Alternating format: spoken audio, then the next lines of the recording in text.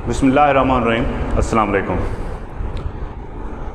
आज की ये वीडियो क्लास 11वीं के लिए है। क्लास 11वीं के तमाम तलबा को खुशामदीद कहता हूँ। और आज का हमारा जो मौजू है वो शायरी है। क्लास 11वीं के पहले सबक में जो है अपना नज़्म है, और नज़्म का मौजू है हम्द। हम्द उस नज़्म को कहते हैं जिस नज़्म में अल्लाह ताला की तारीफ़ की जाए। तो इस नज़्म के जो तख्लीक़कार हैं, जो शायर हैं, वो अब्दुल हफीज़ जलंधरी हैं। हफीज़ जलंधरी भी कह लें, अबुल असर हफीज़ जलंधरी कह लें। हफीज़ जलंधरी अल्लाह ताला की तारीफ़ करते हुए फरमाते हैं, ए दो जहाँ के वाली ए गुलशनों के माली, ए दो जहाँ के वाली ए गुलशनों के माली। यहाँ पर तज़किरा अल्लाह ताला की खालकी और मालकी का है। अल्लाह ताला की खालकी और मालकी का तज़किरा है। यानी जो तशरीह के या अपने क्लास के असूल हैं उसके मुताबिक ये है कि हर शेर का हवाला और तशरीह होगा। हवाले पर हमने पहली जो नसर की वीडियोज़ है उसमें डिस्कस कर चुके हैं कि हवाले में दो चीज़ें बहुत अहम होती हैं, एक सबक का नाम, दूसरा मुसन्निफ़ का नाम। तो इस हवाले से जब हम अपना हवाला बनाएंगे तो उसमें लिखेंगे, पेश नज़र शेर नज़्म हम से लिया गया है जिसके शायर पाकिस्तान के कौमी तराने के खालिक हफीज़ जलंधरी हैं। पाकिस्तान का कौमी तराना भी हफीज़ जलंधरी ने लिखा है, जिसकी हैयत मुखम्मिस है, मुखम्मिस अज़्म में लिखा गया है। अब हवाले में है कि पेश नज़र शेर, जो शेर जिसकी हम तशरीह कर रहे हैं वो शेर है, ए दो जहाँ के वाली ए गुलशनों के माली। पेश नज़र शेर नज़्म हम से लिया गया है जिसके शायर हफीज़ जलंधरी हैं या पाकिस्तानी कौमी तराने के खालिक। इसको आप थोड़ा बढ़ा दें तो आपकी मर्ज़ी है, आपके लिए अच्छा है और आपकी जो इबारत है वो बढ़ जाएगी। हफीज़ जलंधरी हैं। तशरीह है, इस शेर में शायर अल्लाह अज़्ज़ व जल की खालकी और मालकी की सिफ़ात का सादा और दिलकश अंदाज में पेश करते हैं। वो कहता है, बेशक तू ही दोनों जहानों यानी दारुल अमल और दारुल जज़ा का मालिक है, और जितनी भी चीज़ें बनाई गई हैं वो सब तूने ही बनाई हैं, और तू ही सबका खालिक और मालिक है। और बेशक तमाम चीज़ें जो जिनमें खूबसूरती, रानाई, रंग व खुशबू है वो सब तेरी ही निशानियाँ हैं। दूसरा शेर है, हर चीज़ से है ज़ाहिर हिकमत तेरी निराली। अल्लाह ताला ने कोई भी चीज़ हो वो बेकार पैदा नहीं की। अलबत्ता हमारी ये नाकस अकल, हम नाकस अकल है, तो हमारी समझ में जो चीज़ें नहीं आती हम कहते हैं कि ये बेकार हैं, ये ख्वामखा हैं, लेकिन ऐसी बात नहीं है। अल्लाह ताला ने जितनी भी चीज़ें बनाई हैं वो सब की सब कारगर हैं, कीमती हैं, पायदार हैं और हिकमत से भरपूर हैं। हर चीज़ से ज़ाहिर हिकमत तेरी निराली। शायर अल्लाह अज़्ज़ व जल के निज़ाम कायनात से मुतासिर होकर कहता है कि जो भी चीज़ देखो, चाहे वो ज़मीन हो या आसमान, दरख्त हो, खुश्क हो या तर हो, फूल हो या फल हो, चाँद हो या सितारे हों, दिन हो या रात हो, यानी जितनी भी बदलती रुतें हों या सियारों की गर्दिश हो, सब के सब तेरे इनाम हैं, और तेरी हर तख्लीक में दानाई का फ़लसफ़ा पोशीदा हो, और तेरी हर चीज़ ऐन ज़रूरत है। अल्लाह ताला ने बग़ैर ज़रूरत के कोई चीज़ पैदा नहीं की, बग़ैर ज़रूरत के कोई चीज़ पैदा नहीं की। अल्लाह ताला की जितनी चीज़ें पैदा करदा हैं वो सब की ज़रूरत के मुताबिक हैं। तीसरा शेर है, तेरे ही फैज़ से है सरसब्ज़ डाली डाली। तेरे ही फैज़ से है सरसब्ज़ डाली डाली। डाली डाली का मतलब है हर डाली।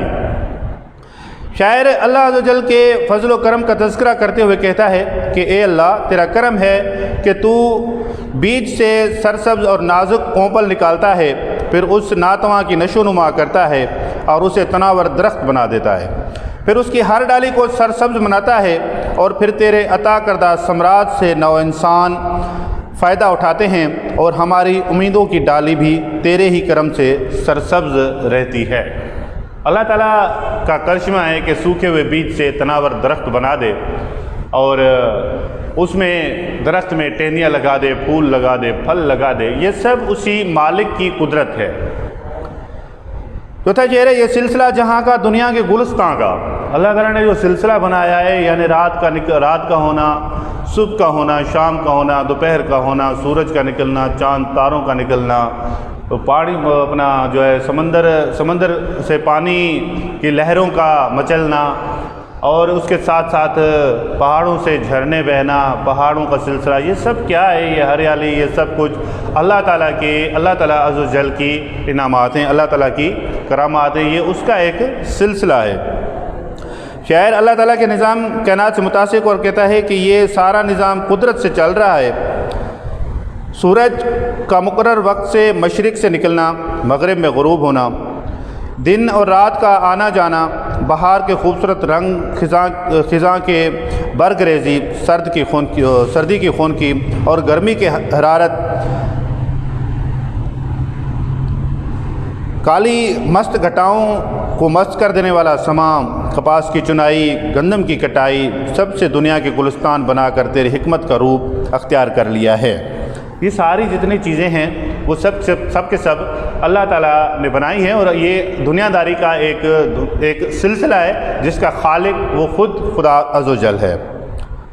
پھولوں بھری زمیں کا، تاروں کا آسماں کا، یہ 5واں شعر ہے۔ پھولوں بھری زمیں کا، تاروں کا آسماں کا، اور حوالہ وہی ہوگا جو ہم پہلے شعر میں پڑھ کر آئے ہیں کہ مدرجہ بالا شعر یا مدرجہ بالا بند ہماری اردو کی کتاب کے سبق نظم ہم سے لیا گیا ہے، جس کے شاعر حفیظ جلندری ہیں۔ پھولوں بھری زمیں کا، تاروں کا آسماں کا، شاعر اللہ تعالیٰ کے نظام کائنات سے متاثر اور کہتا ہے کہ اللہ تعالیٰ جو اس زمین کا مالک ہے، اس نے زمین کو خوبصورت بنانے کے لیے ایسے خوبصورت پھول اگائے ہیں کہ ہر ایک کا رنگ الگ، خوشبو جدا، شکل و صورت نرالی ہے، کشش و زیبائش الگ ہے، بس ایک چیز پر اتفاق کہ ان سب کا مالک اللہ ہے۔ اور جب آسمان کی طرف نظر اٹھا کر دیکھتے ہیں تو عجب شان سے رات کی تاریکیوں میں یہ ننھے ننھے ستارے روشن ہو جاتے ہیں، کشش اور دل فریبی کا الگ انداز کہ چھوا جائے اور نہ چھوئے بنا رہا جائے۔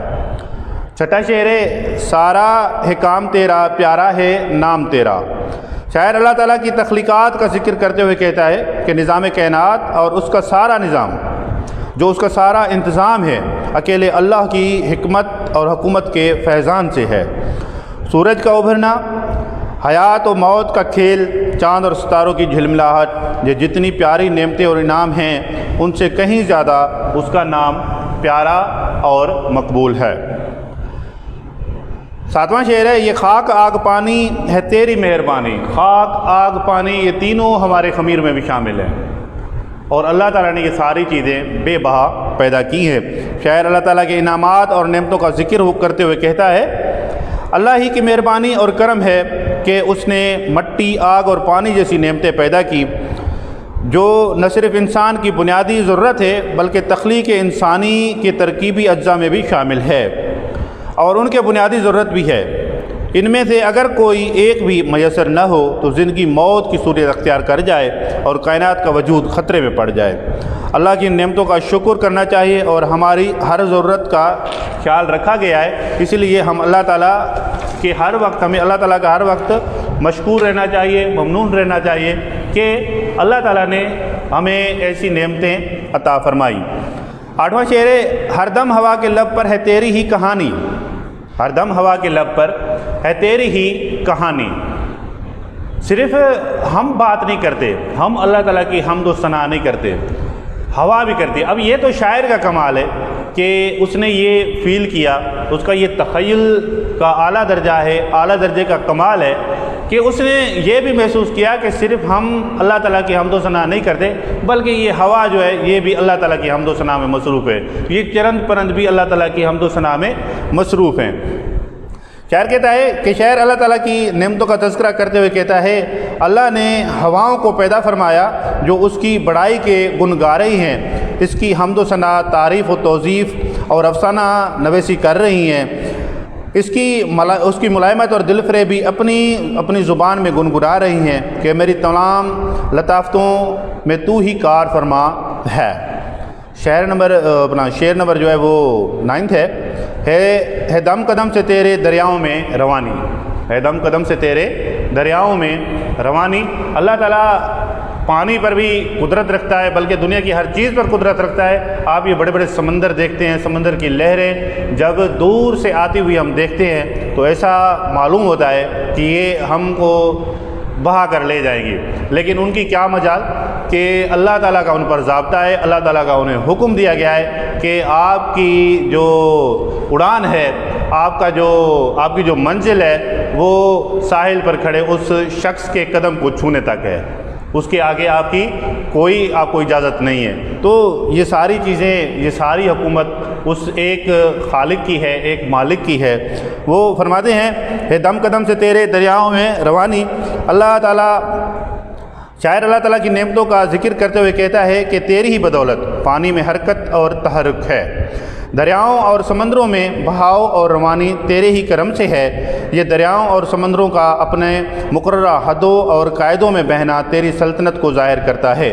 اگر ان میں کمی اور بیشی کر دی جائے تو زحمت انسان بن جائے۔ بے شک سب تیرے ارادے کی پکڑ اور جکڑ ہے، اور جب تو چاہتا ہے انہیں لہروں کو طوفان آشنا کر دیتا ہے، اور طوفانی لہروں کو نفع اور نقصان دینے میں اپنے ارادے کو تابع رکھتا ہے۔ اگر خدا چاہے تو ان لہروں سے ہمیں نقصان پہنچا سکتا ہے، اگر چاہے تو ان لہروں سے ہمیں فائدہ پہنچا سکتا ہے۔ یہ لہریں، یہ سمندر، یہ پانی، وہ چاہتا ہے تو کڑوے اور میٹھے پانی ساتھ بہا دیتا ہے، اور پانی کو کوئی طاقت نہیں ہے کہ ایک دوسرے سے مکس ہو جائے۔ یہ سب اللہ تعالیٰ کی قدرت ہے، اللہ تعالیٰ کی حکمت ہے۔ ہر بحر اور بر میں، ہر خشک اور تر میں، ہر بحر اور بر میں، ہر خشک اور تر میں۔ اب یہاں پر حفیظ جلندری کا کمال ہے کہ ہر بحر اور بر میں، بحر اور بر میں، بحر سمندر یعنی تر کو ظاہر کرتا ہے، اور جو اپنا بر وہ خشکی کو ظاہر کرتا ہے۔ انہی چیزوں کو بحر اور بر کو آگے جا کر ان کے مترادف الفاظ میں بیان کر دیا، ہر بحر اور بر میں، ہر خشک اور تر میں۔ اب خشک جو ہے وہ بر کو ظاہر کرتا ہے، اور تر جو ہے وہ بحر کو ظاہر کرتا ہے۔ بحر کے معنی ہے سمندر۔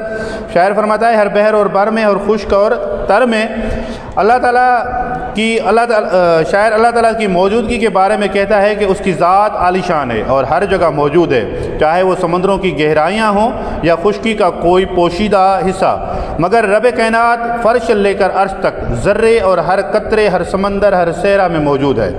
آب اور آبی مخلوقات، بر اور بری مخلوقات اور ان کی ضروریات، اعمال، افعال سب اس کے علم میں ہیں۔ اب 11واں شعر ہے ہر بیج اور شجر میں، ہر شاخ اور ثمر میں۔ شاعر اللہ تعالیٰ کی ذات و صفات کی موجودگی کے بارے میں کہتا ہے کہ اللہ تعالیٰ ہر جگہ موجود ہے، فرش سے لے کر عرش تک، ہر ذرہ۔ یہ ہم ریپیٹ کر رہے ہیں۔ آپ کا جو 12واں شعر ہے فیض عام تیرا، پیارا ہے نام تیرا۔ شاعر اللہ تعالیٰ کی نعمتوں اور انعامات کا تذکرہ کرتے ہوئے کہتا ہے کہ اللہ تعالیٰ کا فیض و کرم اور اس کی برکات کا سایہ ہر چیز سے عیاں ہے۔ چاند کی چاہت تیرے ہی کرم اور فیض سے عام مستفید ہیں، تیرا فیض عام دیکھ کر زبان سے نکلتا ہے، بے شک تیرا نام سب سے پیارا اور سب سے افضل ہے۔ آتے ہیں اگلے شعر پر، تو نے ہمیں بنایا اور سوچنا سکھایا، تو نے ہمیں بنایا اور سوچنا سکھایا۔ اس سوچ اور عقل کے باعث ہم جو ہے اللہ تعالیٰ کی تمام مخلوقات میں سے افضل ہیں۔ تو نے ہمیں بنایا اور سوچنا سکھایا۔ شاعر اس شعر میں تخلیق انسانی کا تذکرہ کرتے ہوئے کہتا ہے کہ اللہ تعالیٰ نے انسان کو خوبصورت بنایا۔ انسان کی تخلیق اللہ کا شاہکار ہے۔ تقریباً 18,000 مخلوقات اللہ تعالیٰ نے پیدا فرمائی ہیں، ان سب میں انسان کو افضل اور اشرف قرار دیا ہے، اور اشرف المخلوقات کا یہ اعزاز صرف اور صرف عقل اور دانائی، سوچنے کی صلاحیت کی وجہ سے عطا کیا گیا ہے۔ ہر شے پہ ہم نے دیکھا تیرے کرم کا سایہ۔ یہ اگلا شعر ہے، ہر شے پہ ہم نے دیکھا تیرے کرم کا سایہ۔ شاعر اس شعر میں اللہ تعالیٰ کے کرم اور فیض کی موجودگی کا اظہار کرتے ہوئے کہتا ہے کہ ہر چیز اللہ تعالیٰ نے پیدا فرمائی ہے، کوئی بھی ایسی چیز نہیں جو اللہ تعالیٰ نے پیدا نہ فرمائی ہو، کوئی بھی ایسی چیز نہیں جو اللہ کے ہونے اور بنانے کا سبق نہ دیتی ہو۔ جیسے کہ انگلی کا ایک ناخن بھی آج تک اس سائنس کے دور میں کوئی نہ بنا سکا، ہر چیز میں اس کی کاریگری عیاں ہے، اس کا کوئی ثانی نہیں۔ سائنس نے بے شک ہمارے لیے بہت بڑی آسائش پیدا کی ہے اور بہت بڑی سہولیات پیدا کی ہے. ہم دنوں کا کام منٹوں میں کر رہے ہیں اور اس سے یہ ثابت ہے کہ سائنسدان کے دماغ کو بھی اللہ تعالیٰ کی حکمت حاصل ہے، لیکن اللہ تعالیٰ کی کاریگری سے، اس کی صنعت نگاری سے کوئی مقابلہ نہیں، نہ ہم کر سکتے ہیں. بے شک سائنس ہمارے لیے لازم ہے، سائنس نے ہمیں بہت ساری سہولیات دی ہیں. ہم سائنس کی سہولیات سے، سائنس سے منفی اثرات نہیں لیتے. سائنس سے ہم جو ہے اپنا اس کو ماننے سے قاصر نہیں ہیں، اس کو مانتے ہیں، لیکن اللہ تعالیٰ کے مقابلے میں کچھ بھی نہیں ہے. اللہ تعالیٰ جو ہے وہ بہت بڑا کاریگر، بہت بڑا صنعت نگار ہے. جس راستے میں ڈھونڈا تیرا نشان پایا. کوئی بھی راستہ ہو، کہاں پر چلے جائیں، نشان اللہ تعالیٰ کے ہی ملیں گے، اس کی حکمت کے ملیں گے، اس کی صفات ملیں گی ہمیں. شاعر کہتا ہے جس راستے میں ڈھونڈا تیرا نشان پایا. اسی شعر میں شاعر اللہ تعالیٰ کی موجودگی کا تذکرہ کرتے ہوئے کہتا ہے کہ تو ہماری شاہ رگ سے بھی قریب ہے. شاہ رگ کون سی ہے؟ جس سے ہم سانس لیتے ہیں. جس چیز پر نظر پڑے، جس راستے پر بھی چلیں تو ہی اس کی منزل اور تو ہی اس کا سنگ میل ہے. تیرے کرم کا جلوہ اور تیری موجودگی کا احساس ہر راہ میں نظر آتا ہے اور ہر چیز میں تیری خالقی اور مالکی، رضا کی اور حاکمی، قدرت اور بے نیازی کا پتہ دیتی ہے. اگلا شعر ہے انسان بھی ہیں تیرے، حیوان بھی ہیں تیرے. اللہ تعالیٰ نے صرف انسانوں کو نہیں بلکہ حیوانوں کو بھی اللہ تعالیٰ نے پیدا کیا ہے. اس شعر میں شاعر اللہ تعالیٰ کی صفت خالقی کا تذکرہ کرتے ہوئے کہتا ہے کہ انسان و حیوان سب کو تو نے پیدا فرمایا ہے، سب کے سب تیرے ہیں اور تیرے حکم کے محتاج ہیں. سب کے سب تیرے احکامات کی تکمیل اور بجا آوری کے ذوق میں جھومتے ہیں اور سب یہ بات مانتے ہیں کہ ہم تیرے ہی ہیں اور تو ہی ہمارا خالق ہے. اگلا شعر ہے جاندار بھی ہیں تیرے، بے جان بھی ہیں تیرے. شاعر کہتا ہے کہ سب کی سب مخلوقات، انسان یا حیوان، جاندار یا بے جان، سب کی سب چیزیں اللہ تعالیٰ کی پیدا کردہ ہیں اور سب کے سب اپنے اعمال و افعال کو انجام دینے میں اللہ کے محتاج ہیں اور سب اس بات کو مانتے ہیں کہ ہم تیرے ہیں. اگلا شعر ہے اپنا ہر ایک غلام تیرا پیارا ہے نام تیرا. یہ آخری شعر ہے اس حمد کا. ہر ایک غلام تیرا پیارا ہے نام تیرا. شاعر اس شعر میں اللہ تعالیٰ کو اپنا مالک تسلیم کرتے ہوئے کہتا ہے کہ ساری کائنات کا ذرا ذرا، قطرہ و قلزم، انسان ہو یا حیوان، جاندار ہو یا بے جان، سب تیرے ہی غلام ہیں اور تیری ہی بندگی میں مشغول نظر آتے ہیں. تیرا نام بہت پیارا ہے اور تو بے نیاز اور بے پرواہ ہے. اس شعر کے بعد جو ہے ایک سوال پیدا ہوتا ہے. آپ کو یہ سوال آپ کے بورڈ میں بھی آپ سے پوچھا جاتا ہے، آپ کے اینول ایگزام میں بھی دیا جاتا ہے کہ اس نظم میں شاعر نے اللہ تعالیٰ کی کن کن نعمتوں اور صنعتوں کا ذکر کیا ہے.